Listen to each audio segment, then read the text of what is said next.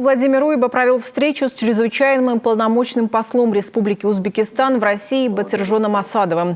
Стороны обсудили вопросы сотрудничества между республиками. Рад приветствовать вас в нашей гостеприимной Северной Республике.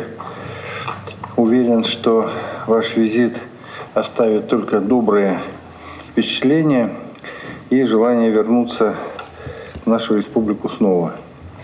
Благодарю, что нашли время, возможность приехать, чтобы обсудить перспективы дальнейшего сотрудничества. Для нас очень важно развитие двусторонних связей.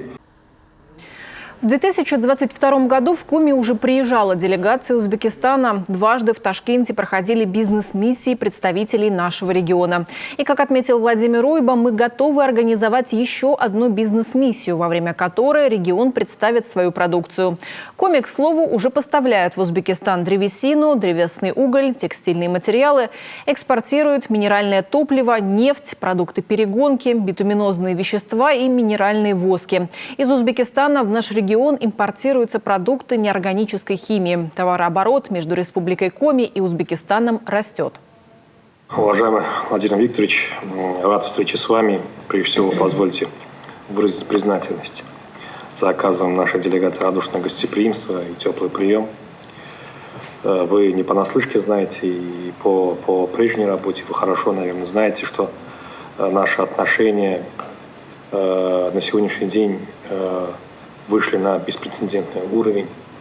Россия является важным и надежным партнером для Узбекистана. Наши отношения носят стратегический характер, имеют союзнические отношения.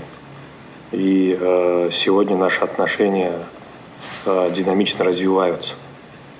Прочную основу для дальнейшего расширения и углубления наших двусторонних многоплановых отношений между нашими странами придают лидеры наших государств.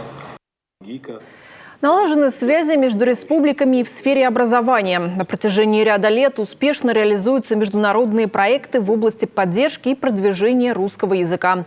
Сыктывкарские и Ухтинские университеты обучают студентов из Узбекистана, а также проводят с узбекскими вузами совместную научно-исследовательскую работу. Представители Узбекистана участвуют в различных конференциях, которые проходят в Коми. Владимир Уйба пригласил творческую молодежь Узбекистана принять участие в 3-х молодежных арктических Дельфийских играх. Они пройдут в ноябре этого года.